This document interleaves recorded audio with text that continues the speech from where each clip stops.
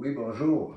Mon nom, c'est Serge Martineau. Je suis né un 13 avril 1952 et je vais vous montrer comment moi, mon contact extraterrestre s'est fait.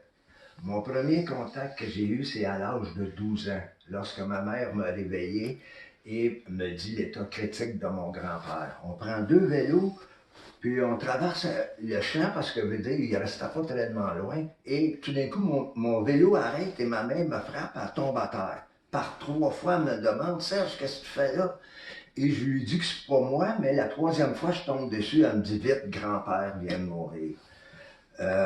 C'était mon premier contact. Le deuxième contact que j'ai eu, c'est à l'âge de 15 ans, lorsque je peignais une bouche de ventilation pour faire de la ouate. On la cuissait avec des rayons et moi, je peignais l'intérieur d'une bouche. Et alors que la peinture était tellement toxique, j'en ai tombé sa connaissance et ils m'ont emmené à l'hôpital. Dans le transport, je me rappelle d'avoir été dans un tunnel. Pour moi, le tunnel, ça forme un haut. La personne qui était au bout me faisait signe de redescendre en bas. Fait que donc, je suis revenu à moi et c'était mon deuxième contact. Le troisième contact s'est fait, c'est à l'âge de 20 ans, lorsque j'ai rencontré deux êtres extraterrestres. C'est-à-dire, puis mes deux amis, Tony Baltazari et Arthur Mallette, moi, je suis assis au milieu. Puis l'autoroute 10 est là, mais nous autres, on passe par-dessus avec un viaduc. Rendu au sommet, en bas, il y a deux êtres. Hey, on dit, regarde, mais il y a un rayon qui est venu nous frapper d'en haut, puis on a embarqué à l'intérieur. Et ce rayon était rouge-orangé, puis on voyait la limite du cercle. Mais la porte s'est ouverte.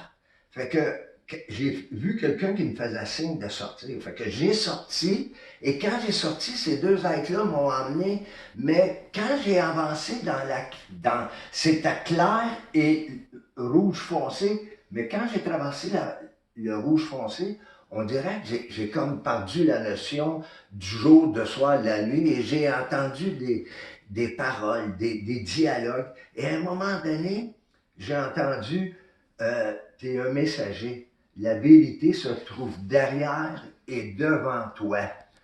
Moi, j'ai 20 ans. Derrière et devant moi, 15 ans, 12 ans, puis ma naissance. Fait que à ce moment-là, le rayon vient devant nous autres rétrécir, puis il disparaît.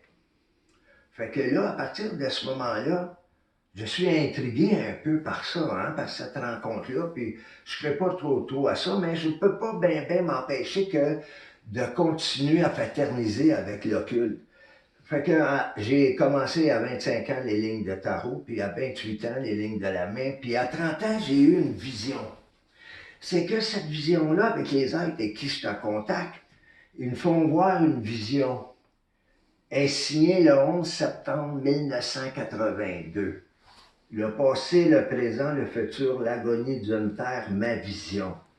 Ma vision, le 11 septembre, tout le monde sait que c'est les deux tours Center. Donc, dans mon coin ici, j'ai un aigle et un renard. L'aigle Butch, quand il a dit à Ben Laden, même dans ta tanière, ben une tanière, c'est un renard. Donc, en 1982, l'aigle et le renard ont eu l'explosion ici. J'ai vu 19 ans avant que ces événements-là arrivent. Fait qu'ils m'ont dit, tu vas faire 22 tableaux pour les 22 lames de la cabale. Fait que, puis, à la suite de ça, la fille qui avait mis sur mon chemin pour écrire le livre, ils m'ont dit, tu vas prendre sa date de naissance pour faire la sélection des tableaux. Donc, le 19 avril 1992, un dimanche de Pâques, je fais la sélection des 22 tableaux qu'ils me disent. Et après ça, j'ai continué à faire des expositions de peinture et elle est partie d'elle-même après 2 ans. On est au mois d'avril au centre Paul Sauvé. Je fais la sortie de mon livre, le hasard, du 4 au 13 avril. Hey, je suis né le 4 du 13 avril. Le hasard, je sors mon livre, ma vision.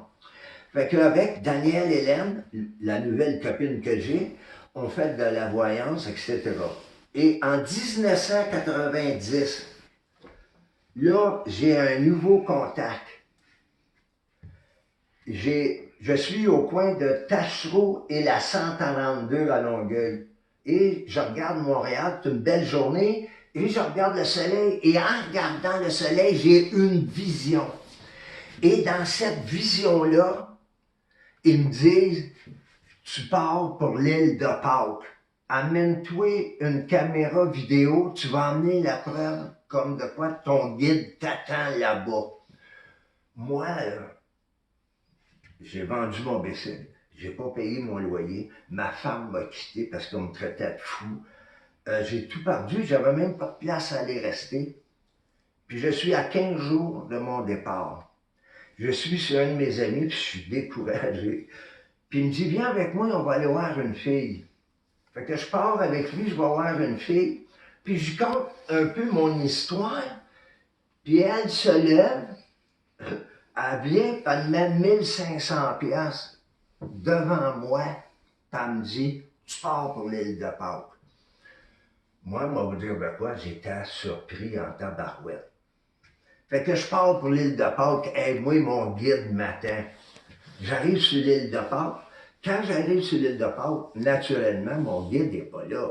Fait que je panique un peu parce qu'il n'y a personne, mais jouer comptoir de souvenirs, je m'approche, mais elle ne me parle pas, elle me fascine. Je regarde, il y a une femme qui est collée sur le bord de la porte, elle me fascine, fait que j'embarque dans un Jeep, un beau Jeep, elle m'amène dans une belle maison où la ville est en bas, puis elle a un ranch, il y a des chevaux. Et puis, ben, je loue un Jeep, en fin de compte, pour aller visiter l'île de Pâques. Puis je me dis que c'est juste une vision que j'ai eue encore. Fait que, je viens pour embarquer dans le Jeep le lendemain matin. Je peux pas embarquer parce qu'il y a un guide qui est là avec sa petite fille. Ah, je suis surpris. Mais moi, je suis dans le feu de l'action. Fait que j'embarque avec le gars, puis on s'en va. Puis là, il commence à me jaser. Puis là, à fin de compte, je lui demande... on est proche du nombril du monde. Le nombril du monde, c'est un cercle avec un œuf en forme un peu d'ovni, mais c'est en forme d'œuf.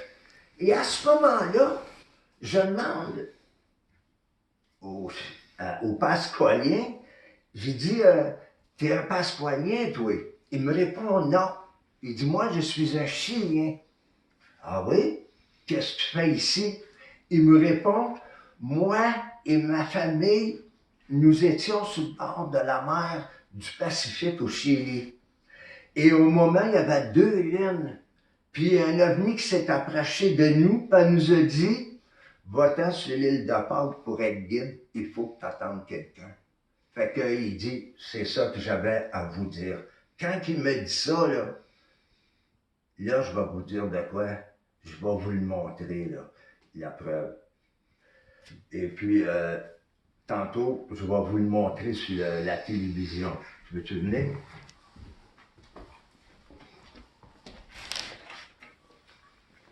Regardez bien qu'est-ce qu'il dit en espagnol là-bas.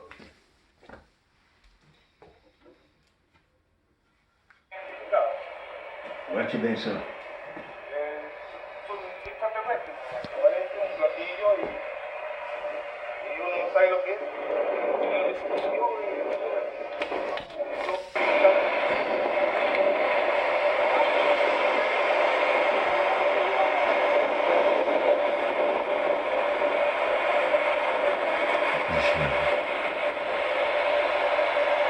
On n'est pas allé loin. Ah! Ah, on est loin un peu de... Roger. On est loin un peu. On va l'avancer. Regardez bien qu'est-ce qu'il dit. Ok, hablo espagnol. Yo en Santiago de Chile, yo presencié un ovni. Y no solamente yo, mi familia y vecinos, todos vieron. Tuvo algo de 5 minutos detenido y se fue.